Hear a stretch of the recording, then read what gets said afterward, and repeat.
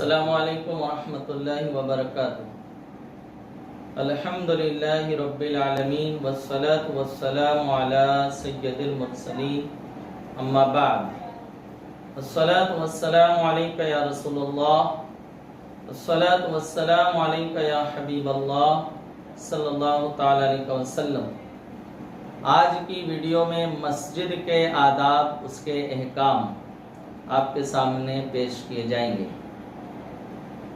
मस्जिद में जाएं तो मस्जिद के अदब व एहतराम का ख्याल रखें। सीधा कदम मस्जिद में रखें, दुआ पढ़ें। निकलें तो उल्टा कदम मस्जिद में रखें और उसके बाद निकलने के बाद की दुआ पढ़ें। अगर कोई परेशानी ना हो, कोई तकलीफ ना हो तो मस्जिद की दरो दीवार से टेक लगाने से परहेज करें।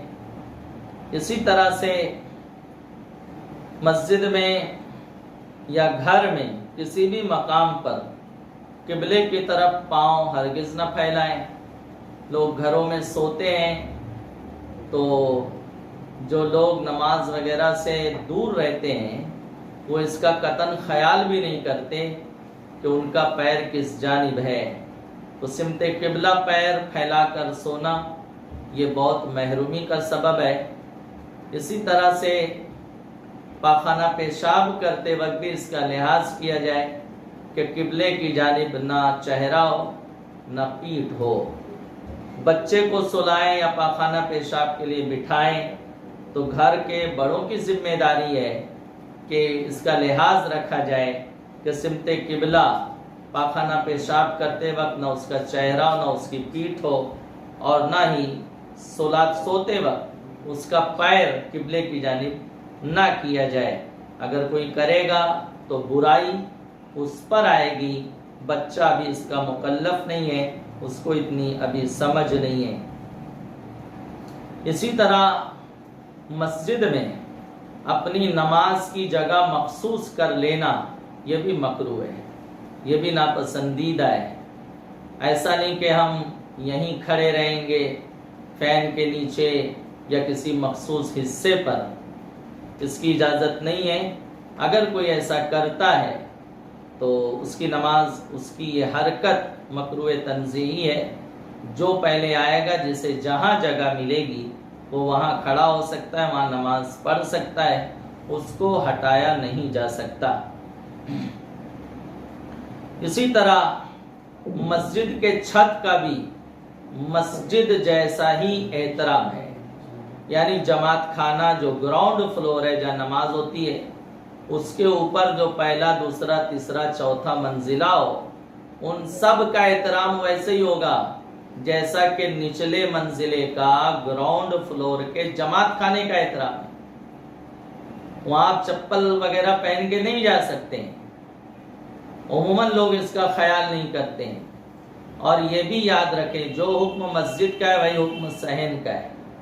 वो 2-3 सफ का जो सहन होता है शुरू में, वो मस्जिद से खारिज नहीं है, वो भी मस्जिद में दाखिल है। उसका भी इकराम, उसका भी एहतराम वैसे ही होगा जैसा अंदरूने मस्जिद का होता है, जैसा जमात खाने का होता है। मस्जिद को रास्ता बनाना ये नाजायज है, और अगर मादल्ला इसकी आदत करे तो वो फासिक है। और याद रखें, कोई फासिक मादल्ला गुनाह सगीरा की बुनियाद पर नहीं होता, बल्कि गुनाह कबीरा की बुनियाद पर होता है। तो मस्जिद को रास्ता बनाना ये कोई छोटा गुनाह नहीं है, ये बड़ा जुर्म है। और उसका वो आदी हो गया है तो फरमाते हैं वो फासिक है। और अगर कोई इस नियत से मस्जिद में गया, कभी कभी ऐसा होता है कि मस्जिद से दूसरा रास्ता, एक रास्ते से हम एंट्री करते हैं, दूसरा रास्ता वो मेन रोड पे निकलता है। अभी घूम के जाएंगे तो काफी टाइम लगेगा, ये बहुत शॉर्ट है। तो अब उसको रास्ता बना रहा है।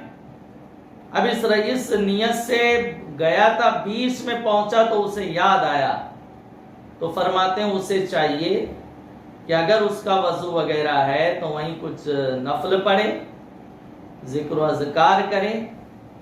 अब किसी दूसरे रास्ते से गुजर जाए اور اگر کوئی دوسرا راستہ نہیں ہے تو پھر جس راستے سے آیا تھا اسی راستے سے دوبارہ نکل جائے، تاکہ مسجد کو راستہ بنانے کا جو وبال تھا اس سے وہ محفوظ ہو جائے۔ اسی طرح مسجد میں گندگی کرنا، میل وغیرہ ڈالنا، کچھ لوگ کی عادت رہتی ہے وہ ناک کھودتے رہتے ہیں اور رینٹ وغیرہ نکالتے ہیں، اس کو چٹائی کے نیچے ڈال دیتے ہیں، تو یہ سب ناپسندیدہ ہے، یہ مسجد کے ادب و احترام کے منافی بات ہے۔ بلکہ مسجد کا کوڑا کرکٹ جو نکلے گا، جھاڑو وغیرہ مارتے ہیں خدام حضرات، تو وہ جو گرد و غبار ہے اس کا بھی احترام کیا جائے گا۔ اس کو آپ عام ڈسٹ بین میں نہیں ڈال سکتے، گٹر میں نہیں بہا سکتے، جہاں پورے محلے والوں کا کچرا ڈالا جاتا ہے وہاں نہیں ڈال سکتے، اس کا بھی احترام کیا جائے۔ اسی طرح وضو کے پانی کے قطرات کو مسجد میں گرانا، یہ بعض کے نزدیک مکروہ تنزیہی ہے اور بعض نے تو اس کو مکروہ تحریمی بھی قرار دیا۔ مسجد میں پانی کے قطرے وغیرہ نہیں گرائے جائیں گے۔ ہوتا یہ ہے کہ امام صاحب رکوع میں ہیں، اب یہ صاحب وضو کر کے آئے، چہرے سے ہاتھ سے پانی ٹپک رہا ہے، داڑھی سے ٹپک رہا ہے، نہ پوچھا، خیال کرتے ہیں کبھی اس کو ہم پوچھیں گے، جذب کریں گے، تو جب تک امام صاحب رکوع سے سر اٹھا لیں گے تو امام صاحب رکوع سے سر اٹھا لیں گے تو وہ رکعت چھوٹتی تو چھوٹنے دیں آپ، لیکن اس کی اجازت نہیں ہے کہ رکعت پانے کے لیے آپ مسجد کے تقدس کو پامال کریں۔ داڑھی وغیرہ سے پانی کے قطرات وہ مسجد کی چٹائی پہ گرے، قالین پہ گرے، فرش پر گرے، اس کو بعض نے مکروہ تحریمی بھی بتایا، تو اس سے جو ہے پرہیز چاہیے، بچا جائے گا۔ اسی طرح مسجد میں آواز بلند کرنا، مسجد میں شور و گل کرنا، گپ شپ کرنا، اس کی قطعاً اجازت نہیں ہے۔ سیدی سرکار اعلیٰ حضرت امام علیہ سنت نے فتح رضویہ شریف میں اس حدیث پاک کو بیان کیا۔ مفہوم حدیث ہے کہ آقا علیہ السلام نے ارشاد فرمایا، جو مسجد میں فضول بات کرتا ہے، فضول جس سے نہ دین کا فائدہ ہو نہ دنیا کا فائدہ ہو، تو اس کی 80 سال کی عبادت ماد اللہ ضائع ہو جاتی ہے۔ آپ اندازہ لگائیں، تو مسجد میں ہم گئے، اللہ کی بارگاہ میں، اس کے دربار میں ہیں، ادب و احترام سے رہیں گے، شور و گل نہیں کریں گے، کسی کو بھی مسجد میں چیخ و پکار کرنے کی اجازت نہیں ہے، چاہے وہ عام مقتدی ہو، عام مصلی ہو یا مسجد کا متولی ہو، مسجد میں چیخ و پکار کی کسی کو اجازت نہیں۔ بعض لوگوں کا یہ حال ہے، وہ اپنا اثر و رسوخ بتانے کے لیے مؤذن کو مسجد میں چلائیں گے، چیخ و پکار کریں گے، خواہ مخواہ شور و گل کریں گے۔ وہ کام امام صاحب کا ہے، آپ کا نہیں ہے۔ صفوں کو درست کرانا اور خالی جگہ کو پر کرنا وہ امام کی ذمہ داری ہے۔ وہ اپنے محبت بھرے لہجے میں، میٹھے انداز میں جو ہے وہ اپنا کام کریں گے، کسی دوسرے کو چیخ و پکار کر کے، کوہرام مچا کر یہ سب کرنے کی اجازت نہیں۔ میرے عزیزوں، اسی طرح مسجد میں سوال کرنا یہ ناجائز ہے، بلکہ فرمایا مسجد میں سوال کرنا حرام ہے اور اس سائل کو دینا بھی منع ہے۔ جس نے مسجد میں سوال کیا اس کو دینا بھی منع ہے اور اس کی یہ حرکت حرام ہے۔ مسجد میں جس نے سوال کیا اس کو نہ دیا جائے، تاکہ ان کی ذہن سازی ہو، ان کو ترغیب ملے کہ اگر میں مسجد میں سوال نہیں کیا ہوتا تو لوگ مجھے دیتے، اور وہ یہ مسائل اچھی طرح سے جانتے ہیں۔ اکثر ان کو لوگ ٹوکتے ہیں لیکن وہ اپنی حرکت سے باز نہیں آتے، وہ یہ سمجھتے ہیں ہم سب کے سامنے اپنی زبانی اپنا دکھڑا بیان کریں گے جبھی لوگ دیں گے۔ اللہ سب کی پریشانی دور فرمائے، سب پر کرم کی نظر فرمائے، لیکن آپ باہر یہ کر سکتے ہیں اور بغیر ضرورت کے سوال تو کسی کے لیے جائز نہیں ہے۔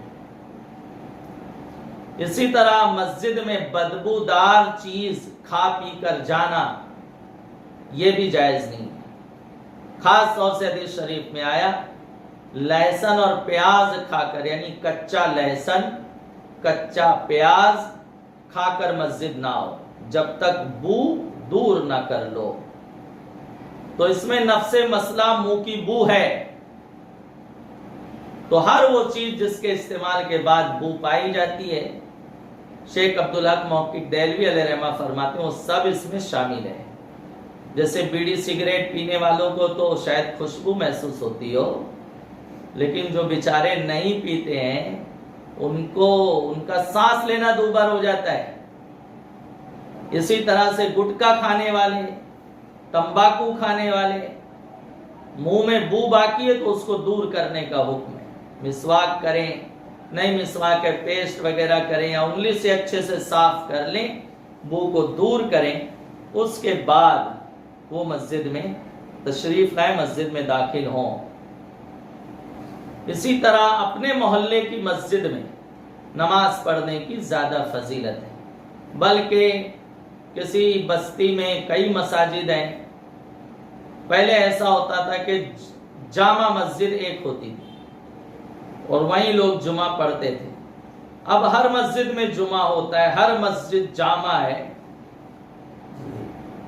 تو فرمایا کہ محلے کی مسجد میں جہاں کم لوگ رہتے ہیں اور جامع مسجد میں زیادہ بڑی جماعت ہوتی ہے، ظہر عصر میں وہاں 1000 لوگ رہتے ہیں، محلے میں ہمارے 25 لوگ رہتے ہیں، تو ہمارے لیے زیادہ ثواب محلے کی مسجد کو آباد کرنا ہے جبکہ کوئی اور عذر شرعی نہ ہو۔